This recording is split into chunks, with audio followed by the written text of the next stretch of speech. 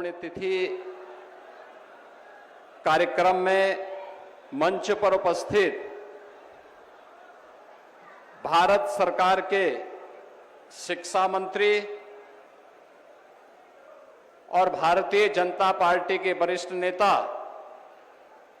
माननीय श्री धर्मेंद्र प्रधान जी, केंद्रीय मंत्री माननीय श्री जितेंद्र प्रसाद जी, पूर्व राज्यपाल और भारतीय जनता पार्टी के वरिष्ठ नेता माननीय कलराज मिश्रा जी, पूर्व केंद्रीय मंत्री, पूर्व मुख्यमंत्री माननीय साध्वी उमा भारती जी, उत्तर प्रदेश सरकार में मंत्रिमंडल के मेरे सहयोगीगण, उप मुख्यमंत्री द्वय श्री केशव प्रसाद मौर्य जी, श्री ब्रजेश पाठक जी, भारतीय जनता पार्टी के प्रदेश के अध्यक्ष चौधरी भूपेंद्र सिंह जी, इस पूरे कार्यक्रम के संयोजक, आयोजक, पूर्व सांसद श्री राजवीर सिंह राजू जी, उत्तर प्रदेश सरकार में मंत्रिमंडल के मेरे सहयोगी और कार्यक्रम के आयोजक श्री संदीप सिंह जी, सभी माननीय जनप्रतिनिधिगण और भारी संख्या में उपस्थित सरदेव बाबूजी के प्रति श्रद्धा का भाव रखने वाले अलीगढ़ मंडल से जुड़े हुए सभी उपस्थित बहन और भाइयों, हिंदू गौरव दिवस के अवसर पर सरदेव बाबूजी की स्मृतियों को नमन करते हुए मैं आज के इस अवसर पर प्रदेश की जनता की ओर से, हर राम भक्त की ओर से उन्हें उत्तर प्रदेश सरकार और उत्तर प्रदेश की जनता जनार्दन की ओर से विनम्र श्रद्धांजलि अर्पित करता हूं। बहनों और भाइयों, ये चतुर्थ पुण्यतिथि है सरदेव बाबूजी की। उन्होंने इसी अलीगढ़ जनपद के एक छोटे से गांव में एक सामान्य किसान परिवार में जन्म लिया। राष्ट्रीय स्वयंसेवक संघ से बचपन में राष्ट्रीयता के संस्कार प्राप्त किए। एक शिक्षक के रूप में भारतीय जनता पार्टी के एक सामान्य कार्यकर्ता के रूप में अपने आप को भारत की राष्ट्रीयता के लिए समर्पित किया। और आज जिस भी क्षेत्र में सरदेव बाबूजी को कार्य करने का अवसर प्राप्त हुआ, उन्होंने अपने आदर्शों की एक छाप छोड़ी। 1977 में स्वास्थ्य मंत्री के रूप में स्वास्थ्य सेवाएं कैसे होनी चाहिए, 1990 में उत्तर प्रदेश की बिगड़ी हुई हालात में उत्तर प्रदेश के अंदर कानून का राज कैसे होना चाहिए और सुशासन के लक्ष्य को कैसे प्राप्त किया जाना चाहिए, लेकिन विरासत और विकास की यात्रा कैसे साथ साथ चल सकती है, अपने छोटे से कार्यकाल के दौरान सरदेव बाबूजी ने उत्तर प्रदेश में करके दिखाया। और उसके उपरांत जब उनकी चुनी हुई सरकार को अलोकतांत्रिक तरीके से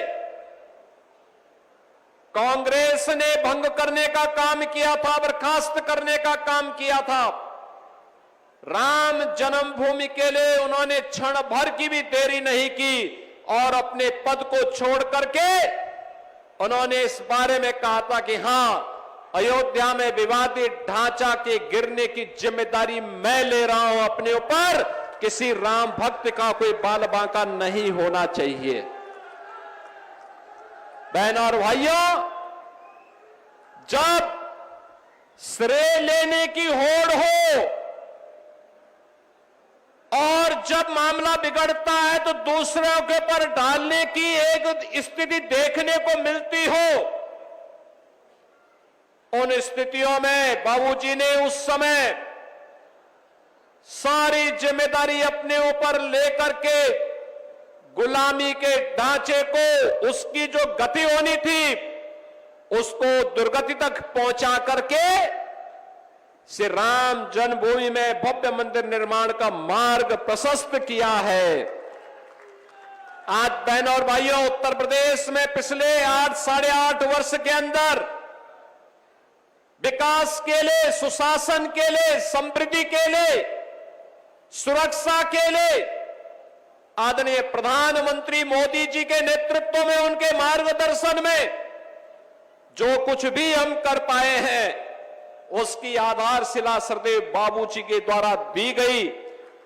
1990-91 की और 1996, 97, 98 में उनके द्वारा जो सरकार बना करके जो न्यूज की आधारशिला रखी गई थी, उसी आधारशिला पर आज डबल इंजन की सरकार कार्य करते हुए उन आदर्शों को अंगीकार करते हुए आगे बढ़ाने का कार्य कर रही है। और आज सरदेव बाबूजी के प्रति यही विनम्र श्रद्धांजलि अर्पित करने के लिए हम लोग आए हैं। याद करिए, बुलंदशहर सरदेव बाबूजी की कभी विधानसभा हुआ करती थी। वहां पर प्रधानमंत्री मोदी जी की प्रेरणा से बने हुए राजकीय मेडिकल कॉलेज का नामकरण सरदेव बाबूजी के नाम पर किया गया। प्रदेश के सुपर स्पेशलिटी कैंसर हॉस्पिटल का नामकरण सरदेव बाबूजी के ही नाम पर लखनऊ में किया गया और उनकी भव्य प्रतिमा का भी स्थापना वहां पर की गई। बहनों और भाइयों, जो लोग आज पीडीए के नाम पर समाज को बांटने का प्रयास कर रहे हैं, ये वही लोग हैं जब इनकी सरकार हुआ करती थी, दंगे होते थे, गुंडे और माफिया प्रदेश में तांडव मचाते थे और हर पर्व और त्योहार के पहले उन पर्व और त्योहारों पर कोई ग्रहण सा लग जाता था दंगों का।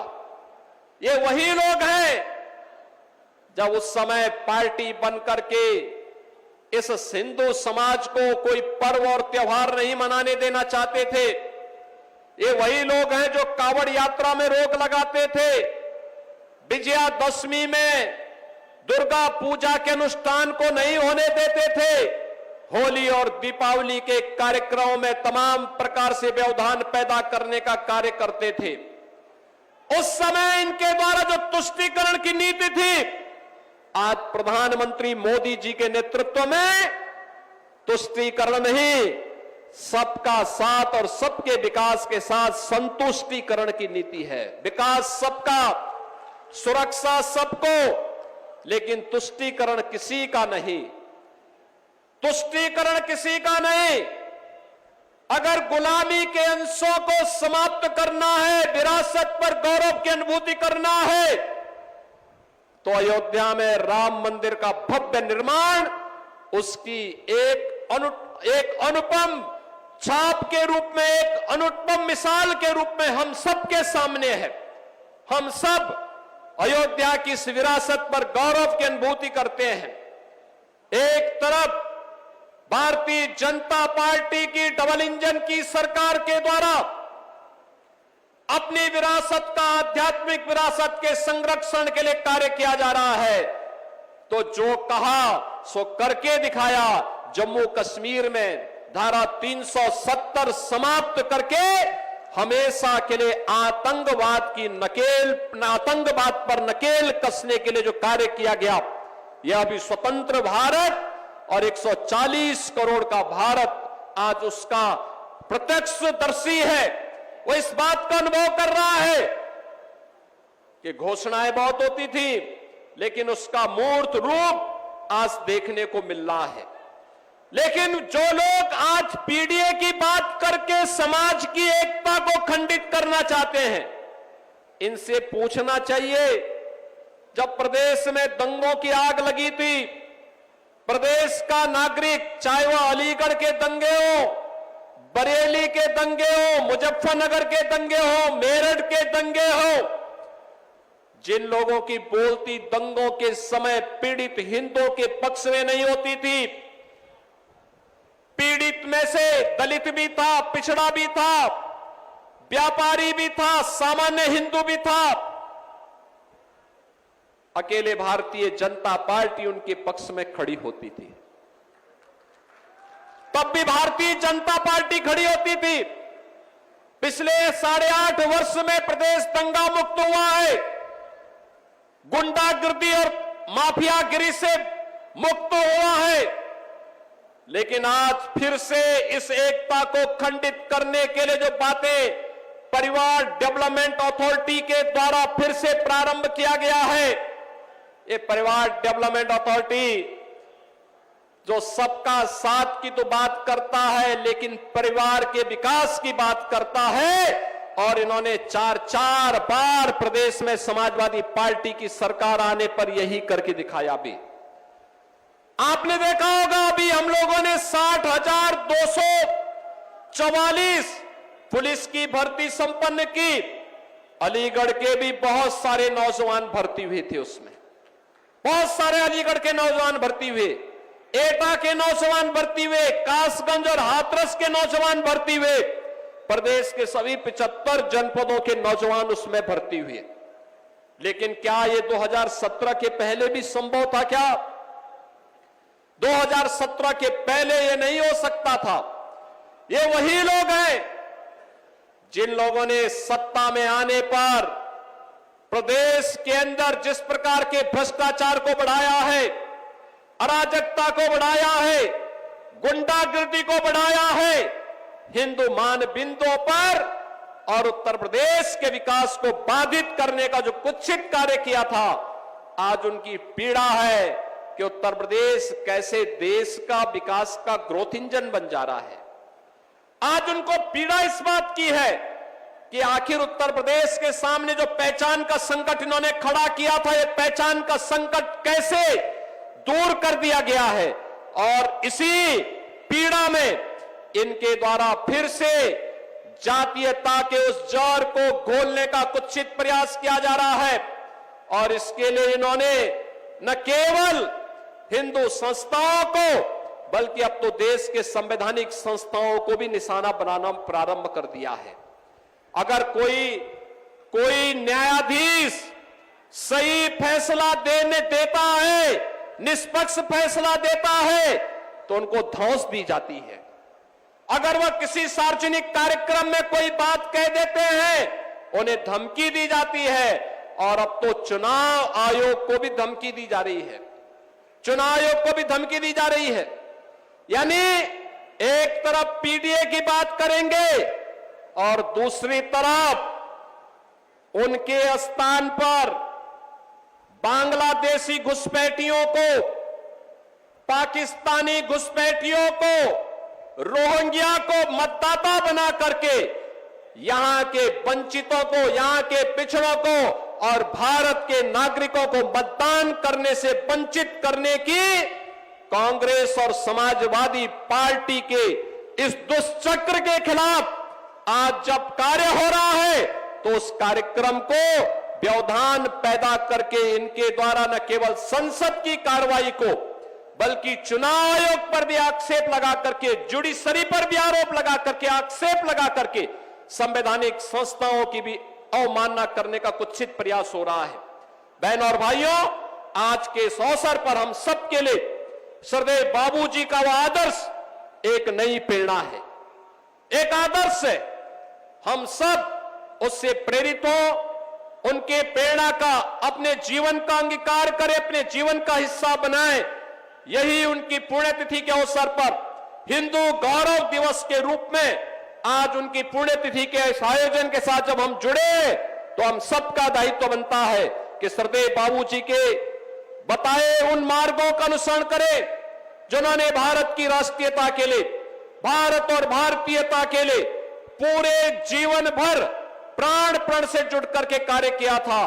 और उसी अभियान के साथ अगर हम सब जुटेंगे तो उत्तर प्रदेश विकास की नई बुलंदियों को छुएगा, भारत की अर्थव्यवस्था का गणी राज्य बनेगा।